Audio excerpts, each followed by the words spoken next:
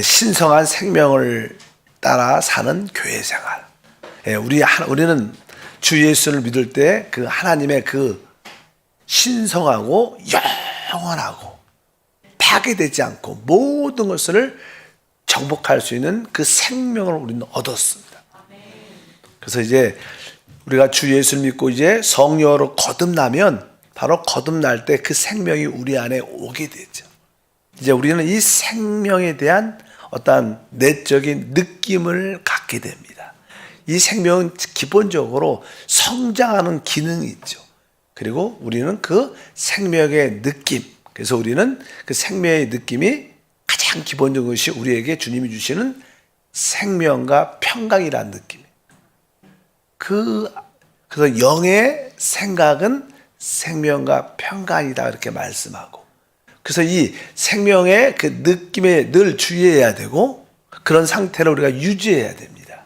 그리고 이제 그 생명과 계속 기도를 통해서 그분과 교통을 하면 우리의 그 영적인 피가 잘 흘러서 우리를 아주 성장시키게 되죠.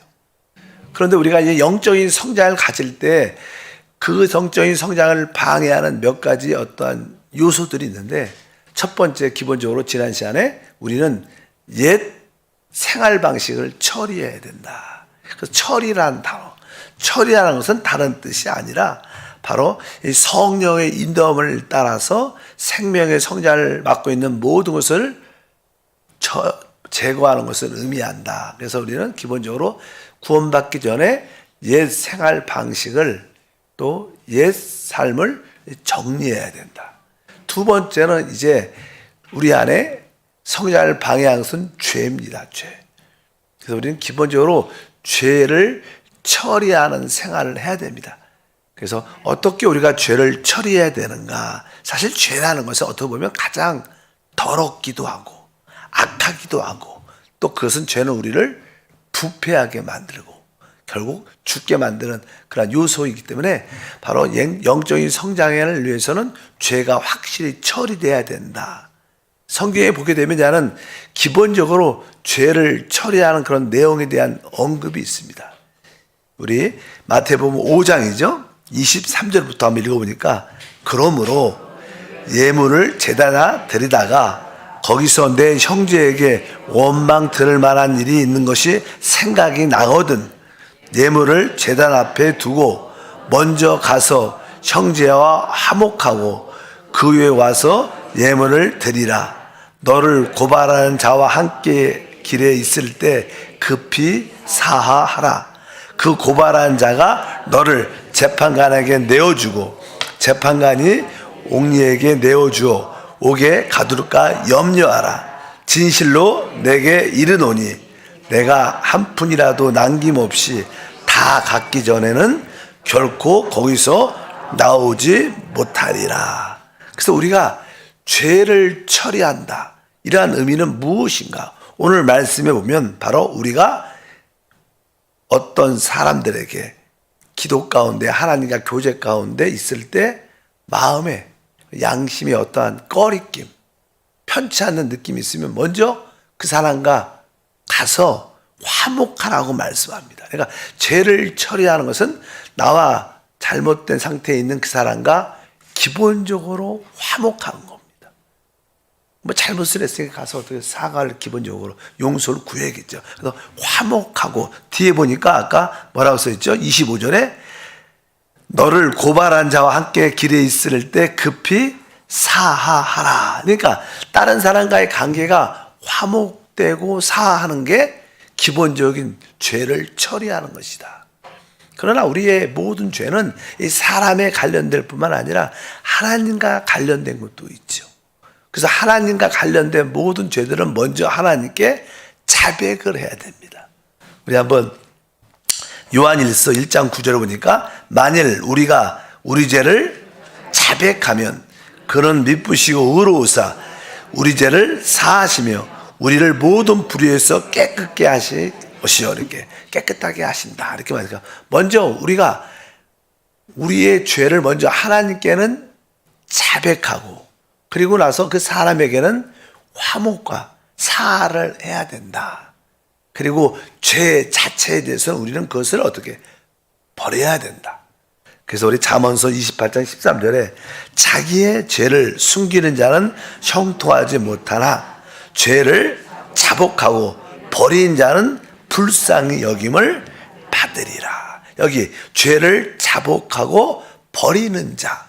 그러니까 우리가 죄를 처리한다는 기본 원칙은 하나님에 대해서는 정확하게 자백을 해야 되고 그 사랑과는 가서 사과하고 화목해야 되고 그 죄에 대해서는 우리가 그 죄를 버려야 이것이 진짜 죄를 처리하는 기준이다. 이렇게 말씀을 드릴 수 있습니다. 원래 나는 성경에 죄라는 단어는 이게 두 가지의 죄가 있죠. 하나는 우리 안에 내주하는 죄, 죄의 본성이 우리 육체 안에 심겨져 있습니다. 그래서 이 사단의 어떤 생명이죠. 사단의 생명. 뭐 하나님의 생명은 의지, 의. 그러나 사단의 생명은 죄입니다. 죄. 그 죄가 우리 육체 안에 심겨져 있기 때문에 우리는 태어날 때도 죄의 본성을 가지고 나오죠. 근데 이 죄를 이게 우리가 처리할 수가 없어요. 우리 육체가 있는 한 어떻게 우리가 못 버리죠. 이것은 우리 안에 아주 잠재적으로 박혀 있는 인이 박힌 거죠. 인맥. 그래서 성경에 보면 사람은 죄로 짜여 있다 이런 표현을 해요. 짜여 있다. 짜였다는 것은 우리 옷을 질 때 이렇게 짜잖아요. 실로요. 짜는 것처럼 우리 온 존재는 죄로 짜여 있다고. 이건 죄의 본성을 의미합니다. 그래서 이 죄의 본성은 우리가 해결할 수 있기 때문에 우리 주님은 십자가에서 우리의 옛사람을 우리 육신을 십자가에 못 박으신 거예요. 아예 우리가 해결할 수 없기 때문에 그것이 십자가에서 끝낸 줄 믿습니다. 그래서 사실 우리의 신앙생활은 무엇일까? 우리의 신앙은 어떻게 보면 하나님을 섬기는 것인데 하나님을 섬기는 것을 가장 방해하는 게 무엇이에요? 사단이죠. 사단은 하나님을 반대하고 하나님을 누리지 못하고 우리 가운데 역사하는 존재입니다. 근데 그 사단이 어디 있느냐? 실제적으로는 사실 우리 죄를 우리 육체 안에 박았기 때문에 사실 우리 육체하고 싸움이고 이 육체 우리 자아도 우리 자신도 오염됐기 때문에 우리 자아와 우리 육체가 사실 우리의 원수죠. 우리의 신앙은 사실 우리 육신과 싸우는 겁니다. 그래서 이게 이스라엘 백성들이 아멜렉과 첫 번째 전쟁을 하죠. 평생 대대로 싸운다고 말씀합니다. 왜 우리 육체는 우리 죽을 때까지 계속 있기 때문에 그래서 그냥 실제로 우리 제자들도 이제 주님이 마지막 십자가의 죽음을 앞두고 겟세마네 동산으로 기도할 때 같이 가서 기도하자. 근데 제자들은 기도하지 못하고 계속 졸립니다. 그러니까 말씀하죠. 우리가 마음은 원이지만 육신이 약해서 기도를 못하는 거예요. 우리의 문제는 우리 육신입니다. 육신을 이길 수 있는 길이 뭐예요? 오직 기도죠. 왜 육신을 이겨야 되는가? 왜? 육신은 하나님을 기쁘시게 할 수 없습니다. 그래서 우리에게는 아주 신성한 영역, 우리의 영이 있죠. 그래서 우리의 신앙생활은 영을 따라 사는 겁니다. 그래서 성령을 따라 행하라. 그러면 육체의 욕심을, 소욕을 이긴다는 거예요. 끊임없이 우리가 실패하는 것은 결국 우리 육신 때문에 실패합니다. 처음에는 좋고, 순간적인 쾌락, 육신을 따라 살면 결국 육신대로 살면 반드시 죽습니다. 그래서 우리의 이 신앙생활에 이게 우리 영 안에 계신 그 생명을 따르는 게 답이구나. 그것만이 하나님을 기쁘시게 할 수 있다. 그래서 이 육체 안에는 뭐예요? 죄의 본성, 사단의 생명, 죄란. 근데 성경에 그 단어는 죄라는 원어의 sin이라는 영어죠. sin이라는 그 단어가 단수입니다. 단수. 근데 우리는 죄의 본성을 가질 뿐만 아니라 우리는 살면서 이 죄의 본성에 의해서 밖으로 많은 죄를 집니다. 거짓말하고 속이고 미워하고 화내고 승질내고 막 탐욕을 갖고 남의 걸 빼앗고 죄를 범죄 행위가 많죠. 그것을 성경에서는 죄들 복수를 씁니다. 그래서 로마서 같은 경우에는 1장부터 5장까지는 죄 단수를 써요. 죄. 왜? 죄의 몸에 대한 문제. 그 다음부터는 이제 우리의 범죄한 죄들에 대한 설명을 쭉 하는 거예요. 어쩌든지 죄는 두 가지, 죄의 본성과 죄의 행위가 있는데 우리가 보통 죄를 처리한다는 것은 죄의 본성과 처리할 수 있지 않아요. 그건 주님이 하시는 거고 우리는 우리가 생활로 범죄한 죄의 행위들을 처리하는 것이다. 근데 여러분들이 하나님께 예배하다가 기도하다가 교제하다가 어떤 누구에게 잘못한 일들이 생각이 나면 먼저 그것을 하나님께 먼저 자백해야 된다. 왜? 죄는 이 생명의 교통을 방해합니다. 하나님의 누림을 방해하기 때문에 죄를 확실하게 처리해야 될 줄 믿습니다. 근데 죄를 처리할 때 기본적인 원칙이 있죠. 우리는 죄를 많이 짓지만 어떤 것들은 죄에 대한 죄를 짓고도 죄에 대한 의식이 없어요. 죄에 대한 의식이 없어요. 그렇잖아요. 남들이 보면 야, 저 사람 저렇게 죄를 져 이렇게 얘기할 수 있죠. 근데 본인은 정작 죄를 졌다는 느낌이 없을 수도 있습니다. 죄긴 죄인데. 근데 우리는 보통 우리 기도할 때 하나님 알고 지고 모르고 지은 죄를 다 용서해달라 그러죠. 모르는 죄는 뭐 죄가 모르죠. 그러니까 왜 이 모든 하나님과 생명과 교통을 방해하는 건 바로 양심에 죄의 느낌이 가져올 때 죄 아니라 그랬죠. 죄의 느낌이 내가 잘못했지. 죄 의식이 들면 그것은 바로 하나님과 교통이 끊어지게 되었어요. 그래서 죄의 느낌이 들 때는 빨리 그것을 어떻게 자백하고 보혈로 씻겨줘야 될 줄 믿습니다. 그러니까 여러분들의 기도 가운데 죄라고 느껴지는 것은 철저하게 어떻게 해요? 자백하면 돼요. 생각나지 않는 죄를 억지로 끌어내서 막 생각해가고 그래야 할 필요는 없고 그냥 기도 가운데 말씀을 읽는 가운데 교제 가운데 찬양 가운데 하나님과 교통 가운데 어떤 죄가 생각이 나면 그것은 아주 철저하게 자백하면 자연스럽게 보혈이 그 모든 죄의 느낌을 씻어주실 줄 믿습니다. 그리고 여러분들이 그냥 영적으로 성장을 하면 옛날에 과거에 지었던 아니면 한 달 전에 했던 어떤 잘못들이 그게 내가 잘못한 거야. 그때 깨달아지는 게 여러분들 영적인 성장이 올라가면 죄라고 느껴지는 항목들도 많이 나타납니다. 옛날엔 죄라고 느끼지 못했는데 어느 순간에 그게 잘못된 거야. 그때 내가 동기가 순수하지 못한 거야. 내가 그것은 사실 속인 거구나. 이렇게 그냥 깨달아질 때 깨달아지는 그런 기억이 나면 어떻게 해요? 다시 그때 자백하면 돼요. 기억나지 않는 죄를 억지로 자백할 필요 없고 기도 가운데 기억나는 모든 것을 철저히 자백하고 또 순간순간 또 과거의 어떤 일이 하나님의 은혜 가운데 기억이 나면 그것을 지우면 됩니다. 그러면 우리 안에 죄의 느낌이 없어지면 생명의 성장은 놀랍게 우리 가운데 함께할 줄 믿습니다. 그러면 어느 때까지 죄를 처리해야 되는가? 우리가 사실 우리의 체험에 보면요, 우리는 조금 신앙에 미숙함이 있기 때문에 옛날에 과거의 어떤 큰 죄는 기억이 많이 나요. 그래서 그냥 주님께 올 때마다 하나님 그때 죄 지은 거 용서해 주시옵소서. 그리고 그 다음 날도 또 그 얘기 또 해. 그 다음 날도 또 그걸 해요. 우리는 그렇게 죄를 자백한 적이 많죠. 그렇게 많이 합니다, 실제적으로. 정말로 여러분이 봐도 너무 크고 너무 악하고 너무 진짜 기억하고 싶지 않은 그런 죄들은 자꾸만 기억이 나니까 또 하나님한테 자백하고 한 달 전도 자백하고 어제도 자백하고 오늘도 자백. 그런 것은 좋은 게 아니에요. 사실 여러분들은 우리가 죄를 지은 것도 사실이지만 예수의 보혈이 우리를 정결케 하는 것이 더 정확한 거예요. 보혈의 효능을 믿어야 돼요. 죄의 크고 작음을 보지 말고 보혈의 능력을 믿어야 돼요. 그래서 여러분들이 보혈로 한번 씻으면 깨끗해져요. 우리 주님은 죄를 기억하니까 항상 보혈을 의지해서 생명과 평강을 누려야 돼요.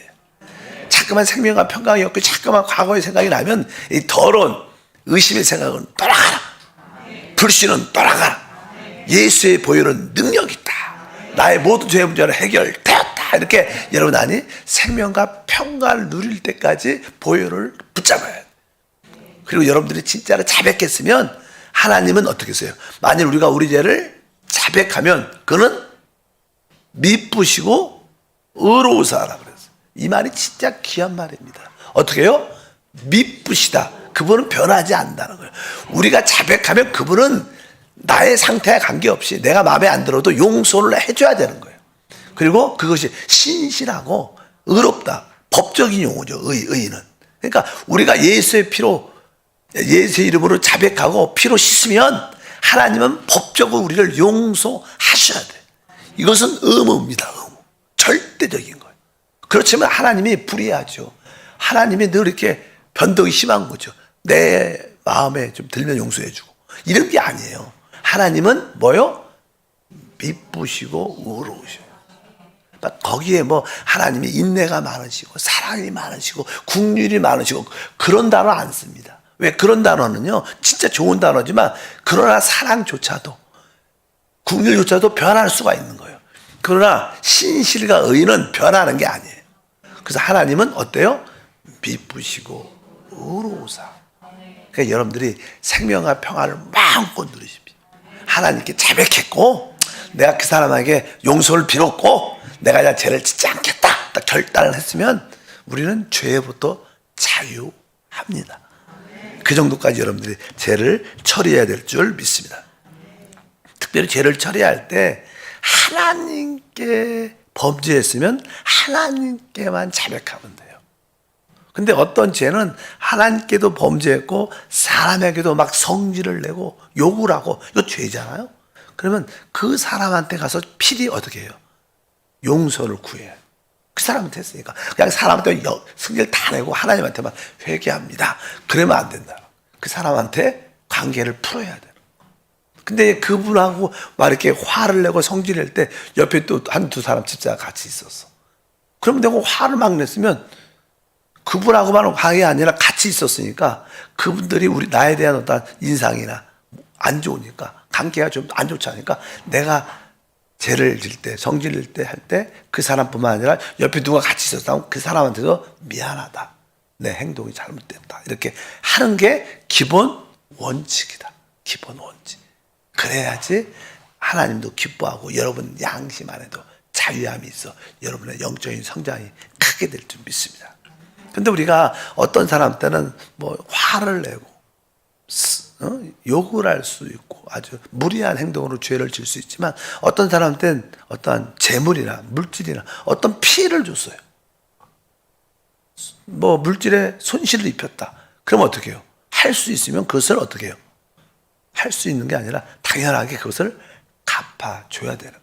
말로만 하면 안 된다는. 말로만 하면 안 돼요.